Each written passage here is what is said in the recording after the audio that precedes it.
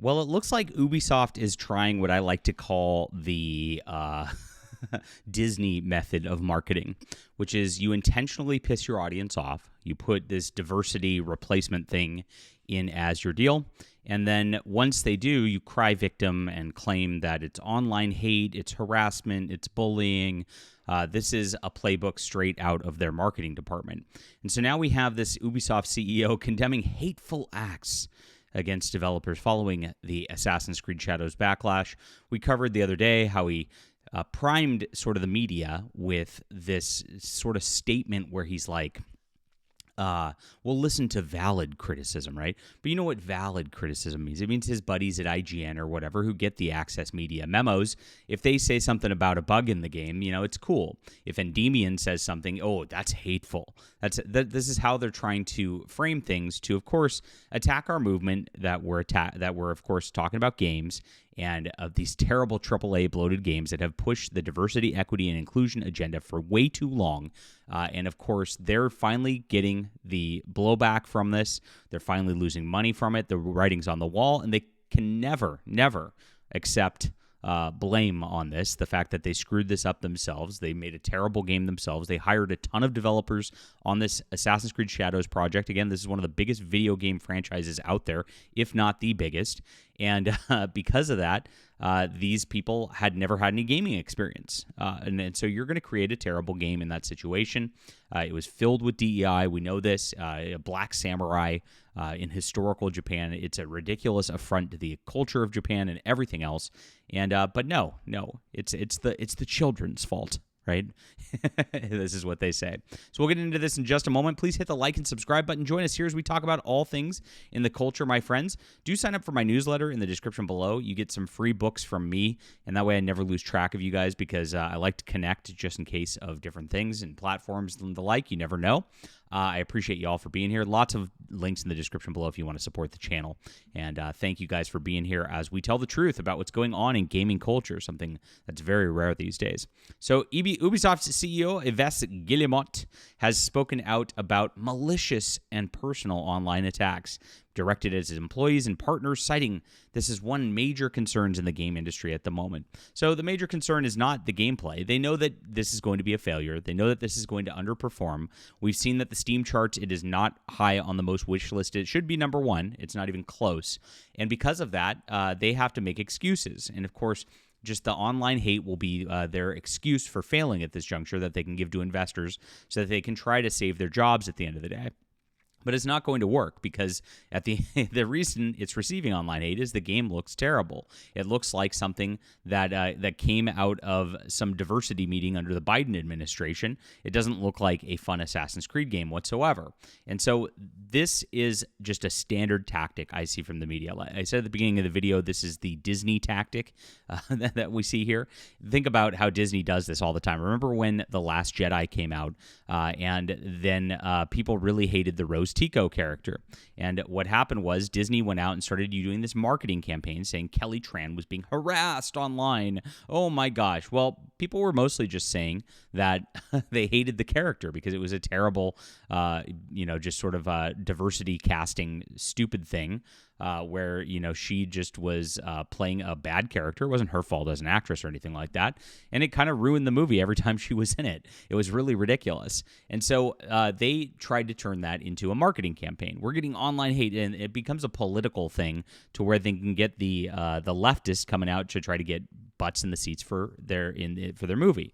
They upped that ante with Captain Marvel and Brie Larson, if you remember. Nobody liked that movie. It was going to be terrible. Brie Larson was out there just being a complete idiot. Well, they made a political campaign about it to get butts in the seats. It actually worked that time, bringing Captain Marvel to about $1 billion total globally. But again, this was in an era right after Avengers Endgame where people were actually excited about the MCU.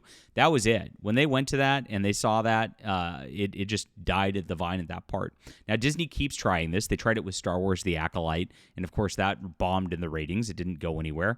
Doctor Who, of course, has tried it with Ncuti Gatwa and the gay black doctor that they replaced him with, and of course, that's not helping with the ratings at all. So that sort of thing is tired. I would say that the audiences do not respond well to this. In fact, you probably are sitting here going like, I'm critical of this game, Is this guy calling me malicious and online personal attacks? It seems like it. It seems like they're just trying to dismiss all critics on this level. And this is something we see more and more often. Like I said, I call it the Disney tactic for a reason.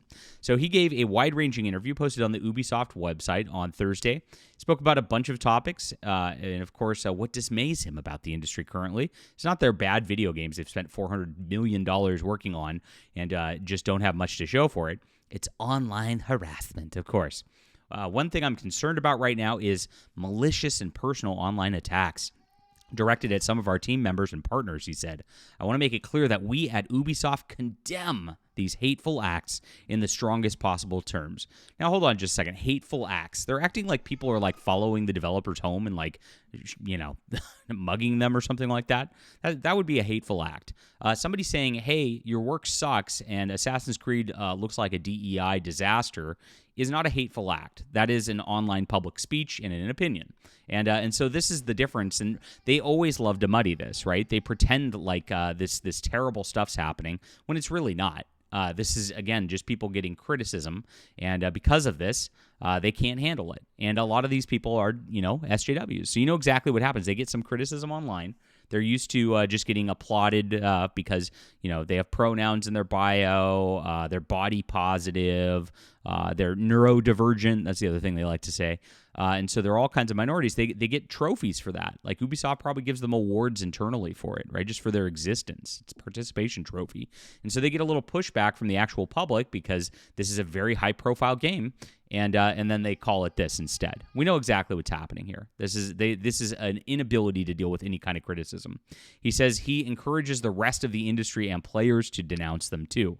So this is a pushback right here. Ubisoft is calling on its allies in the media to actually attack channels like this. Endymion, Asmongold, you know exactly what he's trying to push back at. He wants to try to silence us, and he wants to try to apply enough pressure from the culture to try to get us just removed, basically, is what it comes down to. That's why I mentioned the newsletter, because it's so important, because this type of campaign, these people have a lot of people in power in a lot of these different situations, and they can't take criticism. They can't take the fact that the Assassin's Creed is failing because their jobs are at risk over this. They are going to lose millions of dollars, if not hundreds of millions of dollars on this game, and it's going to be a big problem. They can't accept any blame themselves. They can't accept the fact that they did terribly, so they have to call on everybody to try to denounce. This is actually encouraging. Thinking about this, denouncing online harassment against channels like this. This is exactly what he wants. He wants to get a mob coming at us, and I've seen developers do this before. We saw this with Daniel Vavra, the gay Jewish man who made the Kingdom Come Deliverance 2. Any critic who talked about the game, he just went full bore on personal attacks on X and the like, just really nasty. And that's exactly what we're seeing more and more from these people, because they think that they can actually sway the tide by doing this. He didn't mention Assassin's Creed Shadows specifically. This is funny. But his comments follow backlash to the game's male protagonist, a samurai based on a historical black samurai, Yasuke. Look at this. Look at how IGN lies to do this. This is what the access media is, my friends. This is exactly what we have to fight against all the time. Some pulled AC Shadows into ongoing harassment campaigns targeting diversity, equity, and inclusion efforts on social media, which the International Game Developers Association condemned in a statement in March. Can you imagine reading this and actually buying this bullshit? It's absolutely crazy. I want to make it clear that we at Ubisoft condemn this. Yes. As for what excites him about the game industry, he pointed out evolving technology out there as well. Now, I hear it goes further at this point. It's not just this, but they're actually encouraging their internal employees not to put in their bios or anything that they're at Ubisoft or working on Assassin's Creed Shadows, because, of course, these people are weak and they can't deal with any criticism whatsoever. And so because of that, it's impacting their jobs. They're not getting their work done, apparently, internally at Ubisoft, which is hilarious. That some X comments or whatnot can make it so you can't get your work done. I mean, gosh, just get off the internet for a little bit, idiots, and do your job. maybe you'd have a decent game at that point. But this is where they're at. They're trying the blame game. They're trying to blame gamers. We'll see how it's going to work out for them. Leave a comment down below with what you think about this. Please hit the like and subscribe button. Guys, make sure to sign up for the newsletter. Get 3 free books. Great deal for you guys. I want to stay in contact with you if anything happens here, because I'm seeing trends here for what these guys are doing, and I think that attempts to deplatform critics are coming very, very soon. All right. Thank you guys for being here again. We'll be back soon.